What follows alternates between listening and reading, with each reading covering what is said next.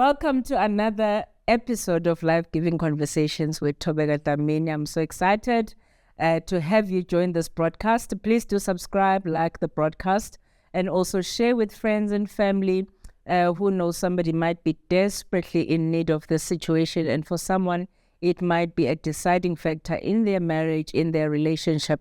So today we're looking at the issue of avoidance. Maybe just to define avoidance within a marital setup, it would be a person distracting themselves from experiencing distress in their thoughts, in their emotions, and in also in behaviors. So how this usually manifests itself within the marital setup, that's how that's what we're going to unpack shortly. That how does this type of behavior or this type of mentality manifests itself within the marital setup and continues to cause a rift even with the closest of couples, or maybe with the most promising of couples. It continues to create a rift over the years.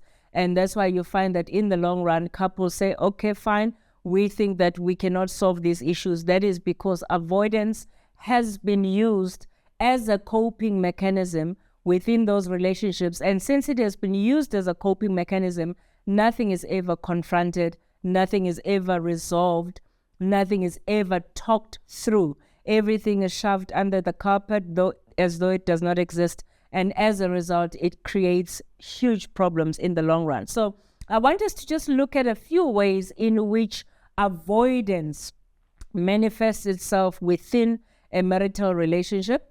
And I'm doing this so that each and every one of us can introspect, maybe look at the things that we have named on this particular broadcast, and then assess ourselves that based on that list, or based on these attributes, am I an avoider in a relationship, or am I the person that actually sits down and gets things resolved, or gets a way forward, or talks things through, even if they are slightly difficult to process through communication. So this is how it manifests itself within a relationship. Avoidance usually manifests itself in a sense that the people within the relationship, it could be one or both of them, they suppress their emotions.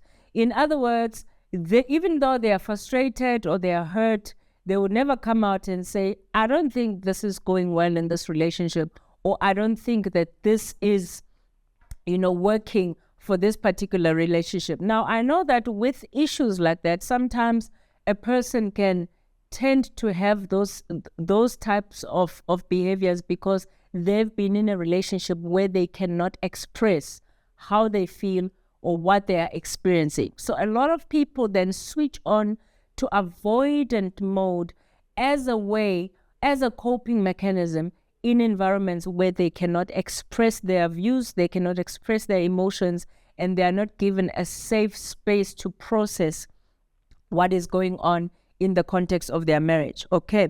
And then secondly, one of the ways in which avoidance shows up within a marital relationship, this would usually be with females, but you do get males that are also like this. That is when a person does what you call obsessive cleaning and organizing. So it could be just an ordinary day.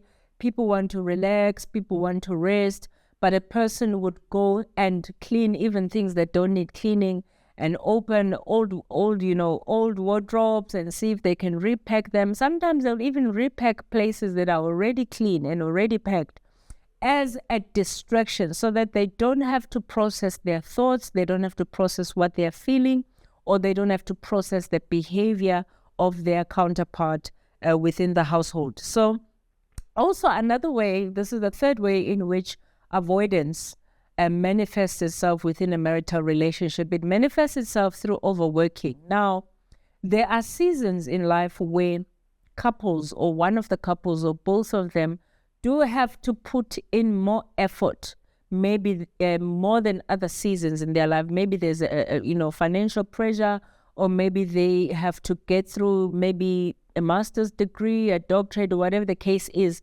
There are seasons that demand extra work. There are seasons that demand extra hours.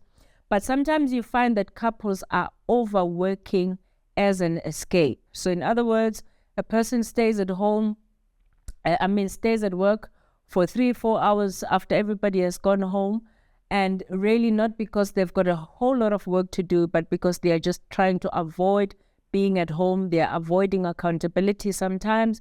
They're avoiding having a spouse that is constantly on their back or constantly bickering. So overworking is one of the ways, or one of the manifestations of avoidance within a marital relationship. Then also, this is a very interesting one. Avoidance can manifest itself through heavy eating or little eating. Okay. So some people, when they are struggling to process their emotions, they go into overeating mode. You find that now there's a clash in the house because, a person is eating more than they should be eating, not because it's a problem of affordability or of groceries, but you can really see that this person, the manner in which they're eating is not within the normal scope of their eating habits. So sometimes avoidance manifests itself through people just overeating, most of the time using even junk food as a comforting factor or as an escape. And some people, in the struggle to process their thoughts, feelings, and emotions and behaviors, what they do is that they don't eat, which is also a form of avoidance, because they are wrestling within themselves not to process what they are going through. Some of them end up struggling with very poor appetite. Then there is a group of people in their avoidance within a marital relationship, depending on the history and what they've been through and what they've experienced and how they are understanding life. Even it happens even to the best of people. They find themselves having addictions. Okay, now addictions differ. Some people are addicted to social media. Some people are addicted to pornography. Some people are addicted to other people outside of their marriages. So that would mean that it's infidelity, but you find that it's mostly with more than one person. So a person is avoidant and they are using addictions as a form of escape or as a form of numbing what they cannot process or what they are not willing to process within a marital relationship. It can also manifest itself in a form of masturbation even within a marital relationships. A lot of couples do struggle with the issue of their counterparts being addicted to things like masturbation and pornography, not really because they are bad people, but some of them have been using those things to self-ease. In other words, they are not facing the issues that they are not resolving the issues that they have, and they are not willing to confront them. So as a result, these type of things become an escape for their relationships. So now this is how you would, these are some, it's not all of them, but these are some of the ways that you can tell that, okay, within this relationship, there is a short circuit. There is a lack of confronting issues. There is a lack of accountability to a certain extent, because I really believe that sometimes when people don't want to confront issues, it is mostly because they don't want to be accountable for their contribution towards the problem. Or sometimes they feel it's going to be too much work to try and solve something. So I would rather pretend like it's not there than to solve that problem. But now the biggest issue that happens is that the after effects of some of these things, we're going to look at them in the long run, what it does to a relationship. We're just going to take maybe about 4, and then we can maybe look at possible solutions. So what usually happens is that if a marriage has one person who's an avoider or both people who are avoiders, what usually happens is that there are frequent arguments. Frequent arguments means you can argue about the cup on the table, you argue about a person, small things. It's almost like it's a ticking time bomb. Anything small will spark an argument. It could be over a meal. It could be over that you didn't cook my favorite meal. It could be I tried to speak to you, you didn't answer me, and really a person did not even hear that you were reaching out to them. So the smallest things spark arguments. Why? Because there are so many unresolved issues. And Allow me, please, whilst I'm on this point, to also address newlyweds. I know that people that are watching this have been married for years, but there are people that have just gotten married. They're in that phase where, they're getting to know each other, and maybe they do have differences here and there. I want to urge that when it comes to the first 5-7 years of your marriage, be intentional about healthy communication, especially around the issues where you're not seeing eye to eye. I know that it can be rocky to merge two lives into one. It can be uncomfortable, but the environment of the first 5 to 7 years should still create room for each spouse to express themselves when they do not see eye to eye. The only thing that is a factor is how you raise what you need to raise, because that is where the wheels come off the wagon, how you raise the issues that you are meant to raise. But frequent arguments, and not just average arguments that get nasty over really petty things, they're usually indicators that there are underlying problems that have been avoided over time. So now a touch is a move.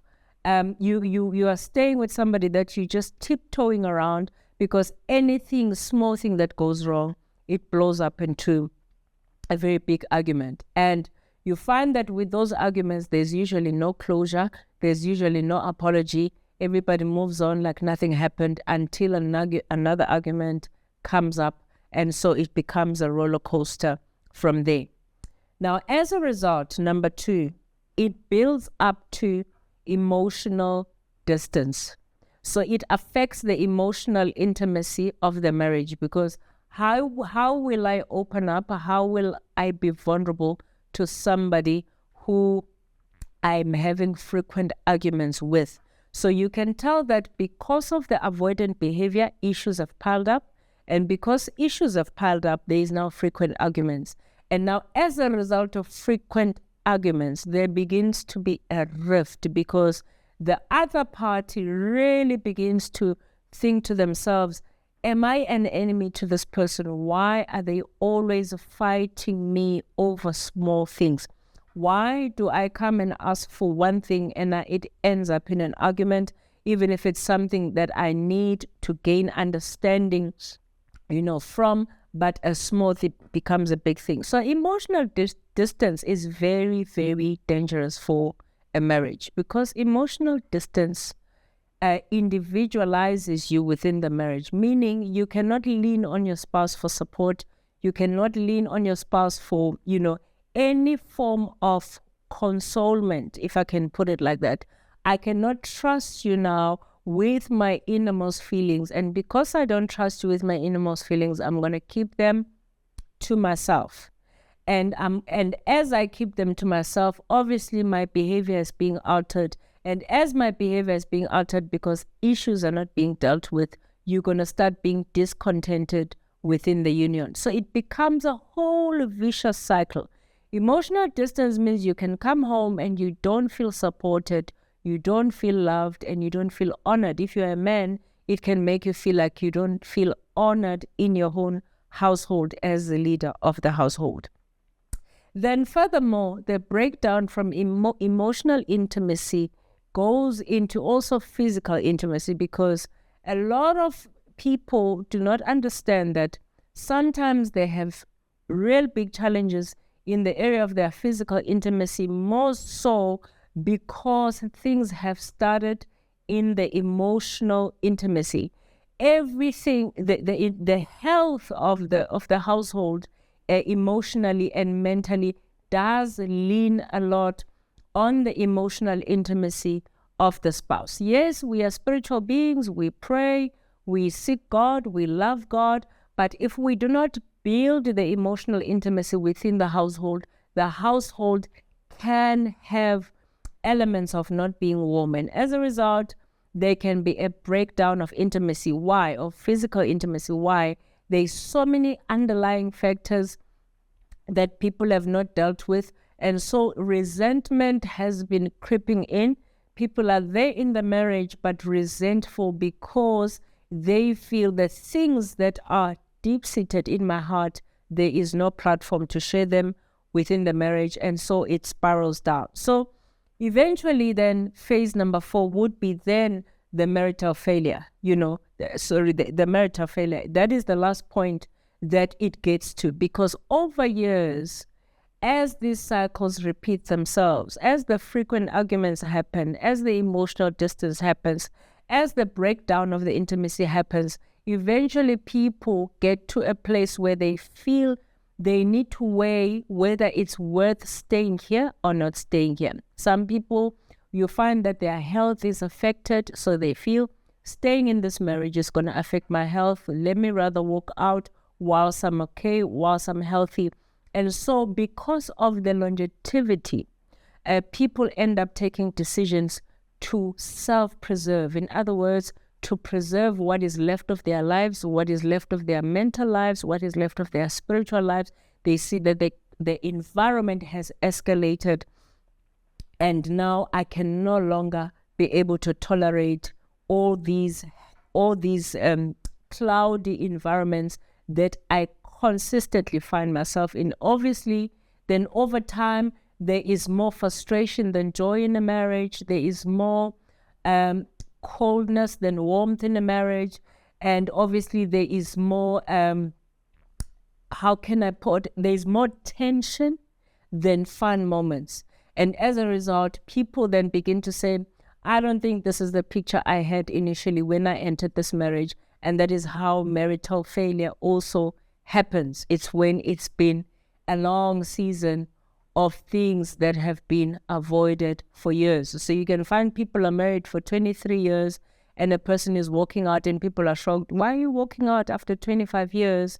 Because it's not about the years, but it is what has been happening within the years. So what are we talking about today? We actually trying to come to a consensus that anything that you avoid in your marriage will not go away. And please allow me to repeat that. Anything that you avoid within a marriage, any problem, any sort of like a disagreement and not seeing eye to eye on certain things that you do not iron out, talk through, it will not go away. In fact, it's going to grow. In fact, it's going to multiply. So one big elephant that was in the room now will become many elephants in the room as a result of one big elephant in the room. And it's going to crowd your space. It's going to suffocate you. It's going to be lethal for your union. What are we coming to today? So the conclusion that we're coming to today is that if you are in a marital union, by all means, leave no stone unturned in relation to confronting the things that are affecting you as a couple. If you are people that struggle with emotional intelligence or wisdom to attend to certain issues without them blowing out of proportion, then I do suggest that you involve a coach, you involve a therapist, you involve a psychologist, you involve a pastor, anybody who can be a means of intervention as a third party to give you a neutral view from the outside of your circumstances. Because what usually ends up happening is that the more the issues are delayed, the deeper the damage. And by the time people reach out for help, the cracks are so big and mostly people are no longer willing to do the work. Okay, so in any relationship, reaching out for help is not a sign of weakness, it's a sign of strength. Avoiding issues is a big problem because sometimes you find that it's not really an issue of a person having pride or of a person wanting an escape from their problems. Sometimes from their upbringing, a person went through so much that when they face a similar situation that triggers what they went through, they want to avoid that type of a situation. And by doing so, they shut off their spouse. Their spouse does not have room to ventilate. Their spouse does not have room to express their feelings and emotions in a healthy way, and you reach consensus on what you are willing to discuss. So Allow me to just recap, just to refresh your memory and also so that it sticks in there. How do you see manifestation of avoidant behavior in a marriage? So it's a suppression of emotions. Emotions can never be expressed in a healthy way. It's obsessive cleaning and organizing. Person never sits down. They're always cleaning something, meaning they're avoiding to deal with something. Overworking, those late hours in the office. If you are in ministry, it's one thing after another. You are there. Next time you are there. There's no time to sit at home, rest with your family, bond with your family. You are always somewhere doing something, even though it's something that is good, but you are overworking yourself to escape. Eating too much or too little. Watch your appetite. Once your appetite goes out of the normal, whether you are eating too much or eating too little, ask yourself, what is it that I'm supposed to be confronting? What is it that is bothering me?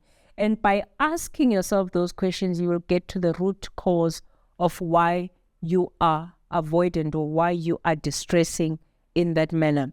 Okay, then there's obviously your addictions. And so we did talk about porn, masturbation. Some people, it's social media. You are always on social media and people think you are enjoying social media. It's not because you are enjoying social media. You are avoiding to face certain feelings, certain thoughts. So you scroll to distract your thoughts. You spend too much time there just to get rid of, just to avoid facing certain things. Okay. Then we said the pattern is frequent arguments, which lead to emotional distance, and then the breakdown of intimacy. Eventually, the marital failure happens because we have been avoiding things that have been lingering, Or some people, it's over decades. Some people can be 30 years married and still have issues that they have never talked through within their union. Okay, so please allow me to say this before I close. I always use an illustration that when a car has issues, it will indicate to you that this car has issues. And what we normally do, for whatever reason, so, oh no, man, it just needs something. I'm going to take it to service next month. Or it's just, this is a civic joint. I'm going to fix it. I'm going to do it. And sometimes with the delay in servicing, avoiding the things that should be changed and serviced, some things should actually be replaced altogether. Some mannerisms within marriages should be replaced altogether. And the more we say, no, this car, it can still drive 90 Ks, it can still drive 300 Ks, and you push the car to the limit, and you find that sometimes the issues that you're avoiding are going to affect the car to the core. It's not something like a flat tire. It's not something like, windscreen wipers. You find that it's the engine. It's at the core of the car, and it's affecting the whole mobility of the car.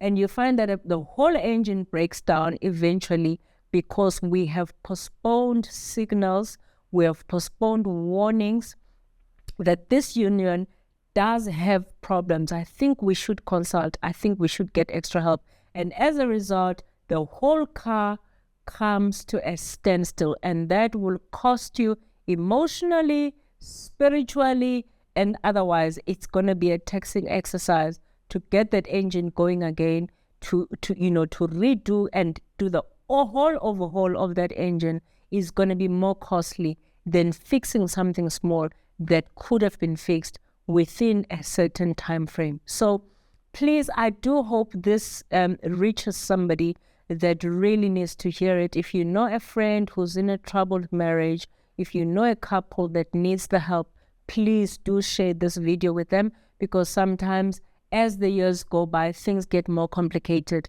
and people don't know how to unravel the mess of 15 or of 20 years. They really do not know where to start to fix that mess. But I do hope this video will give somebody insight, and not just insight. I hope that insight will be implemented. And I do hope that we have better marriages, not perfect, but healthy, till we meet again for our next episode. Bye.